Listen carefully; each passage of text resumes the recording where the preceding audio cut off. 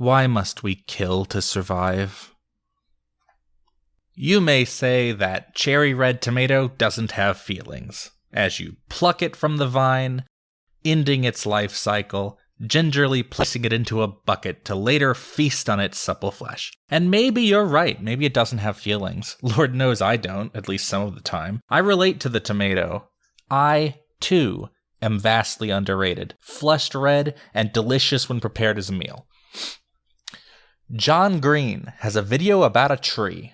You can literally Google John Green tree video, and you will find it. You might cry over that tree. Nobody ate the damn tree, but its life was extinguished, and we were all the worse for it. Why? Because a man created a story with photos about the tree? Because John shared that man's story with his audience? Did that tree matter because of the cultural story that surrounded it? Where was the line in that tree's life where it stopped being lumber and began being inherently worthy of existence? At least from a human's perspective.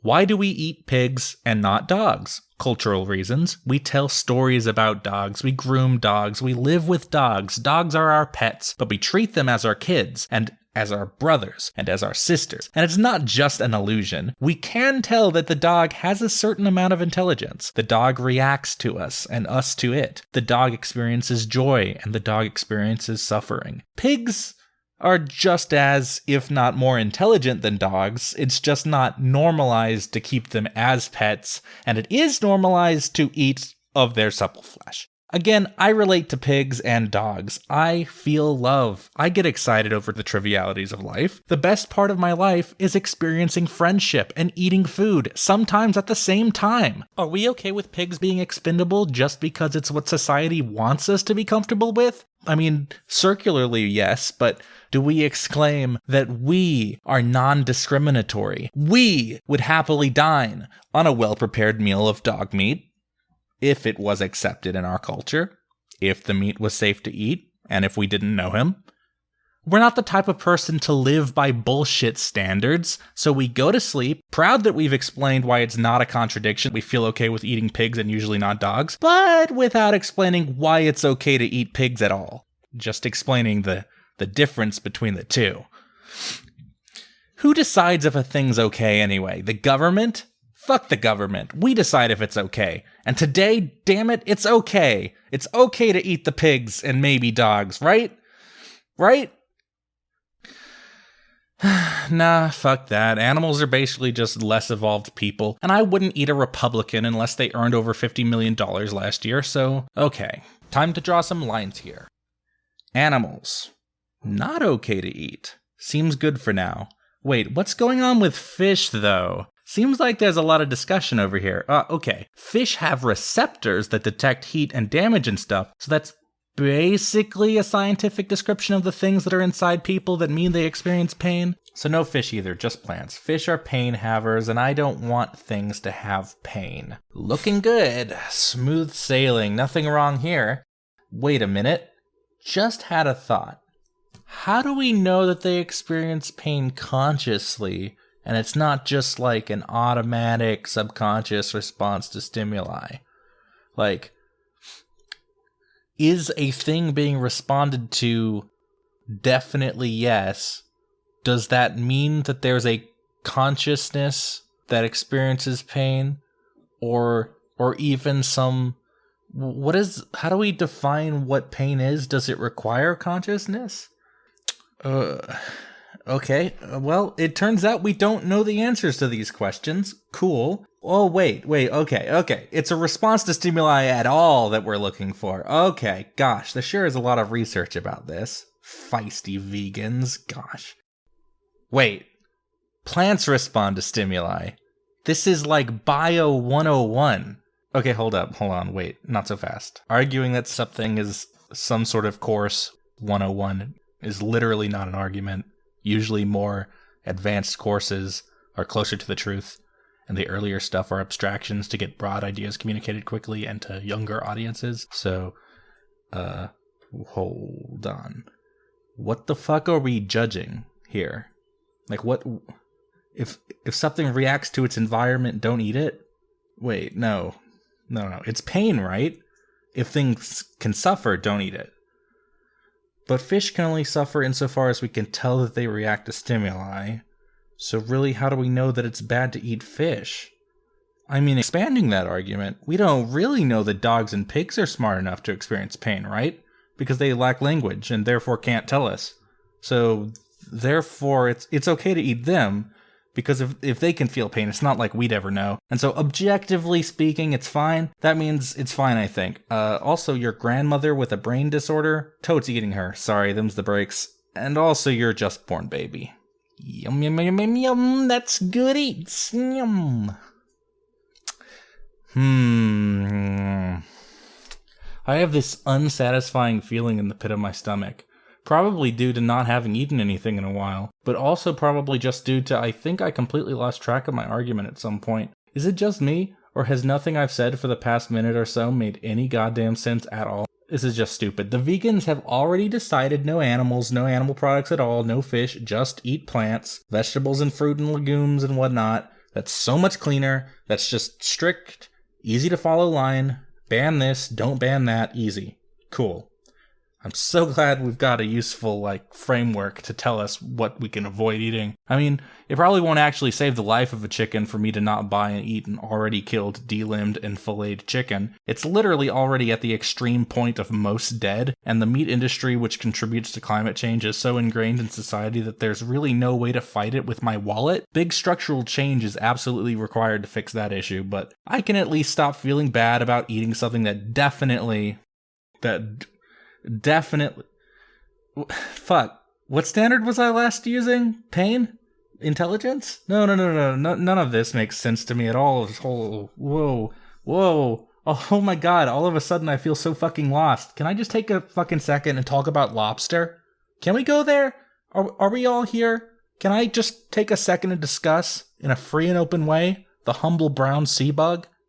Well, let's ignore PETA's take. PETA executes dogs by the hundreds on a daily basis and is essentially a marketing campaign by the same sort of people who support the meat industry to propagandize hardworking, ethical-minded people into fighting the world's problems at the grocery with their wallet instead of understanding that we need big structural change. So yeah, PETA kills dogs, they can go fuck themselves to death. They've said that lobsters' intelligence rivals octopuses. But I think they'll just print literally anything at this point, so no, we need to do better than that. Plus, I can't even click on the link to PETA's website because PETA's website is known to be very triggering, and unironically, I just don't want to do this clicking on their fucking website shit. So let's do one better. Okay, it says here that the Lobster Institute in Maine argues that the lobster's primitive nervous system is most similar to the nervous system of an insect. Okay, Maine, huh? Surely there's no capital-minded vested interest with something called the Lobster Institute with smearing our poor shitty fight burger with such words. So let's just take this at face value and assume it's a fact that lobsters are insects but big. Lots of things are just big or small versions of other things. Chickens are just small dinosaurs, and dinosaurs are just big chickens. The examples are endless, folks, I'm telling you. So lobster equals insect, but does insect equal ethical eats? Well...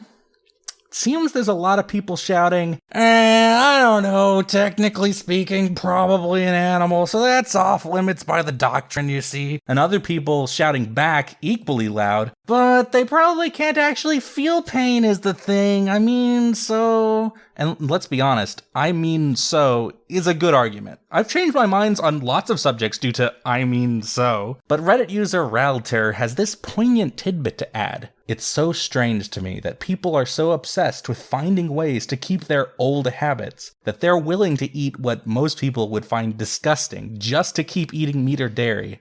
Just eat plants. On the word disgusting, they link to an article claiming that scientists are asserting that cockroaches could be a superfood. I don't actually trust that article, but okay, it's the opposite point of what you're making, but it's a good point.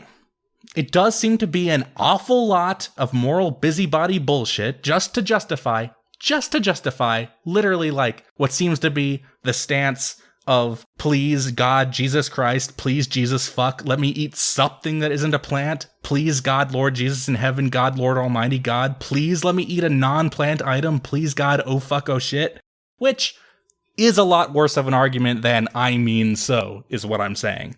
So yeah, veganism's rules, they just seem a lot cleaner, a lot easier to understand, yeah. Understandability isn't quite the same thing as ethical. And seeing as our assertions in this quest for truth have evaporated like so many grains of water in the ass of me, my ass, it really feels like with a lot of life shit, it's up to us to decide. And by us, I mean me. I have to decide for myself what feels right. Well, I know that the meat industry is bullshit and needs to die like yesterday, but I also know that people gotta fucking eat and the meat industry is providing food, so it needs to die like copyright needs to die. That is, it needs to die like yesterday, but with a fully implemented backup solution to prevent corporations from stealing all our plant art and dooming us to obscurity dying. But what does that mean for what I eat? Well, I still feel bad about the tomatoes. It's a thing. It reacts to stimuli. It's a thing and it reacts to stimuli, like light and dirt or whatever, and it grows. Plants actually do a lot of the same stuff that bugs do.